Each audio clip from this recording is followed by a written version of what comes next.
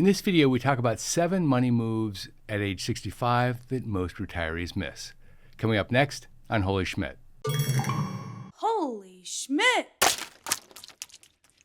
Most people know that at age 65, there are things that happen for them. It's a golden number. It's like 18, 21, or 65.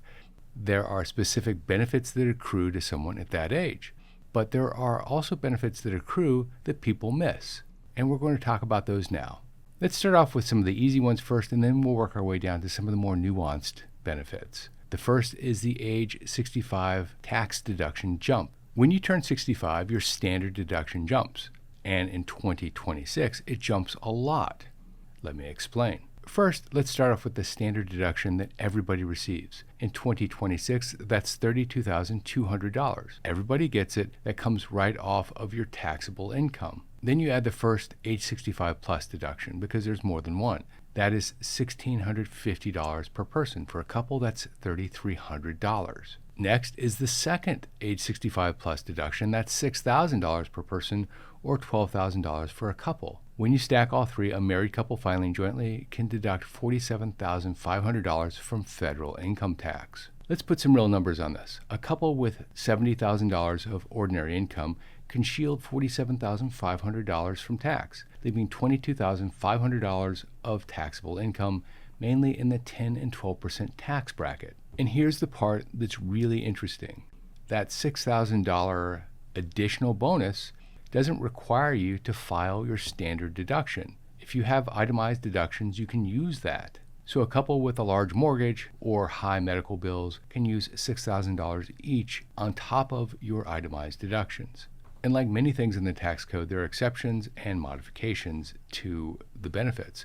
The first is that there's a $75,000 phase out. After $75,000 single or $150,000 married filing jointly, this deduction begins to phase out. It drops 6 cents for every dollar over the line and phases out completely at $175,000 if you're single or $250,000 if you're married filing jointly. The goal, if you're near the line, is to manage your income because one big Roth conversion or capital gain in the wrong year can reduce or eliminate this deduction. Second, at age 65, your health savings account, or HSA, becomes a second IRA. Let me explain.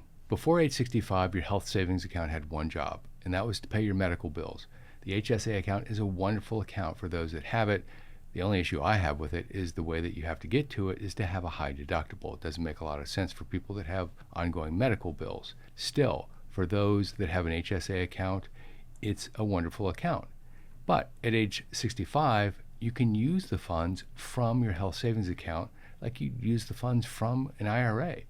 You put the money in, tax deferred, it grows tax deferred, and you can withdraw the funds and pay taxes on that amount at that time. By the way, if you're using those funds for approved medical costs, then you don't pay taxes when the money comes out.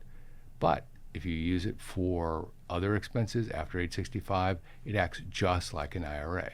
And a bit of a warning here, if you take the money out before age 65 for anything but medical costs, there's a 20% penalty.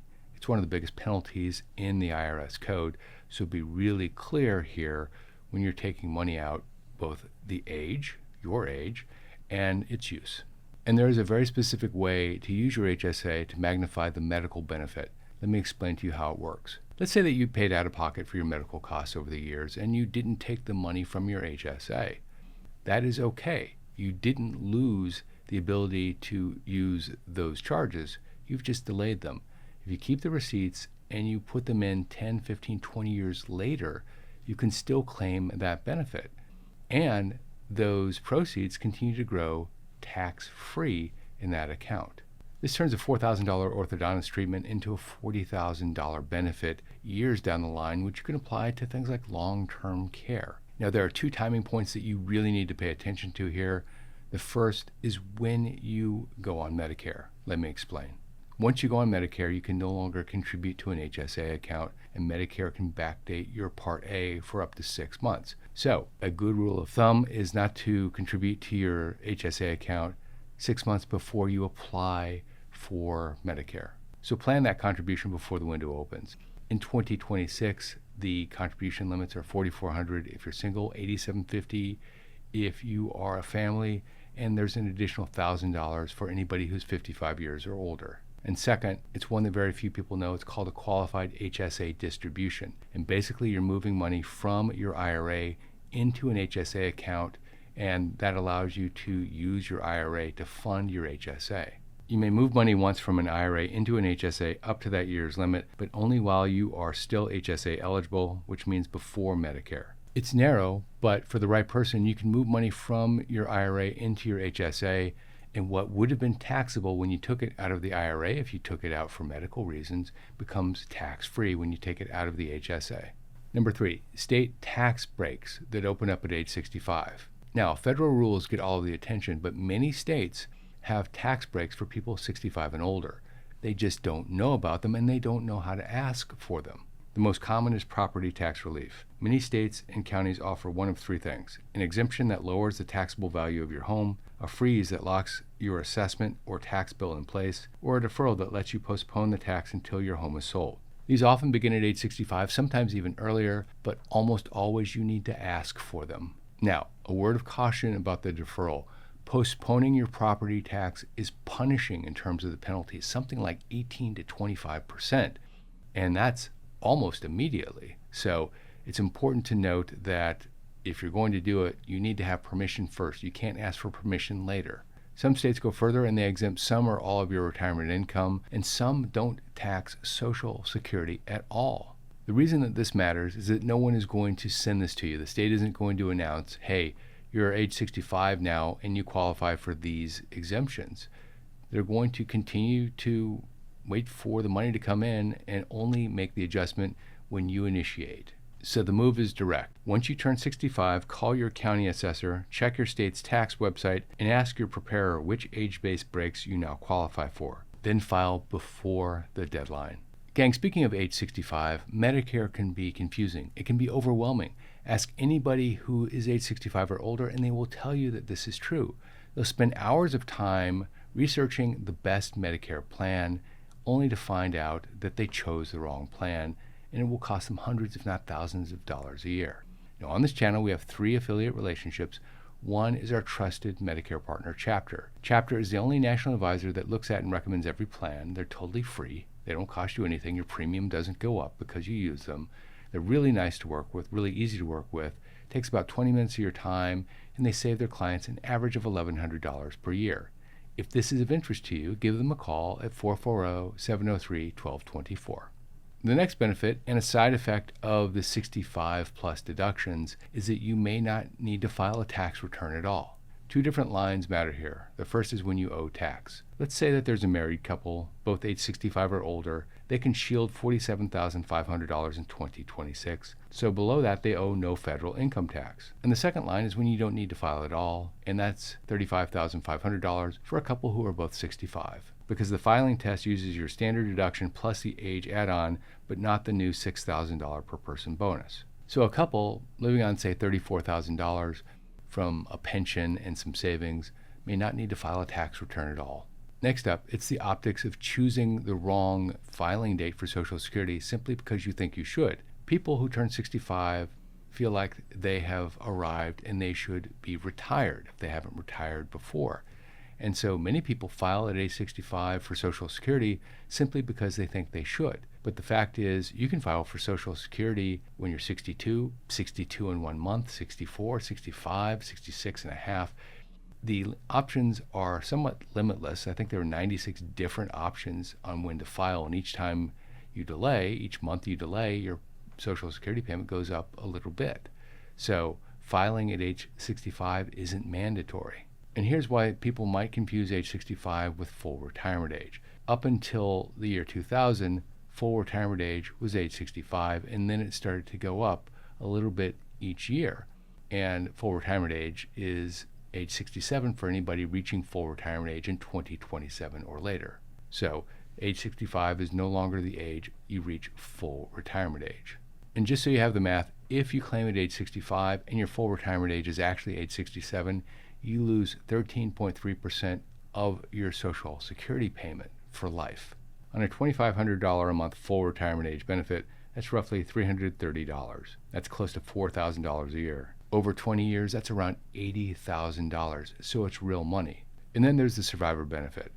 The survivor gets the higher of the two payments, either their own Social Security payment or their deceased partner's Social Security payment, assuming that the survivor is full retirement age or older. So if the higher earner claimed at 65, they're locking in a smaller survivor benefit than if they had claimed at full retirement age. None of this means that claiming is wrong, by the way. Health, a layoff, or simply needing the money are all valid reasons for claiming early, but you just need to know that you're making that choice. And that all ties into the next benefit. If you can postpone claiming your Social Security, then you have a stretch where you can do some other things because you have lower taxable income.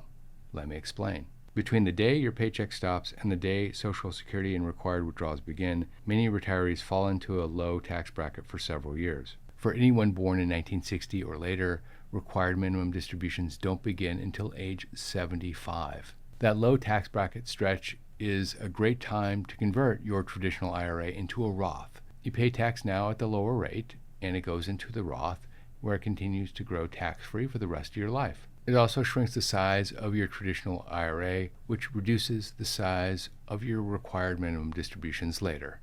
The move is to convert every year on purpose, filling up your lower tax brackets only, and then stopping. Let's say that there's a couple which has $40,000 of income after deductions, and the top of the 12% bracket sits well above that amount. They could convert the difference, roughly, and pay 12% on that difference, leaving the higher tax brackets untouched. Two cautions to keep this clean. First, the income phase out of the $6,000 per person deduction. We talked about that earlier. You don't want to take money out of your IRA and push yourself into a situation where your deduction actually phases out. Second, watch Medicare. Your income from 2 years ago sets the IRMA surcharge for the current year. So if you're converting your IRA into a Roth at age 63, for example, that amount is going to be the amount used to determine your Medicare Part B premium and surcharge. In 2026, that surcharge starts at a modified adjusted gross income of $109,000 if you're single, or $218,000 if you're married filing jointly. A conversion that crosses that line can raise your Part B and Part D premiums 2 years later, so always convert with the 2-year look back in mind. Gang, how prepared are you for retirement really? Many people think they're more prepared than they really are. That's why I created the Retirement Readiness Quiz. It's a 15-question quiz. It takes 2 minutes to fill out. It's totally free, no credit card, no phone number, nothing like that. But when you're done with the quiz, you'll have a 12-page report emailed to you instantly. So if you're interested, go to hollyschmidt.com/quiz, fill out the 15 questions, and get your report. You'll also be put on our list and get tips, tricks, and other information a few times a week. Number 7, set your withdrawal order before you have your first check. Now let me explain what I'm talking about. Unfortunately, this is usually a situation many people back into after they've started to receive income from their retirement accounts. And that is the order you draw from your accounts. Getting it wrong is expensive, and getting it right is mostly free. The damage comes from 2 places. The first is called a sequence of return risk. The market falls during your first few years of retirement when you're pulling money out. And because of that, you're selling at a lower price for your investments, and you're selling more of them. Those early losses can do lasting harm because you're selling shares that never get the chance to recover. The same average return with the bad years first can leave you far worse off than the good years first, even though the average is identical. The second is the tax order. And the common starting point is use your taxable account first, your brokerage account, your deferred account second, your IRA or your 401k, and your Roth last. But the smarter version blends them, pulling enough from your IRA to fill your lower tax brackets and then using the others. So the move is to decide the order first on paper before the first withdrawal and to stress test it against a bad market start. Building guardrails, which is a simple way of saying that in a bad market, sell less. In a good market, maybe you can sell a little bit more, but adjust how you withdraw based on what's happening to your portfolio.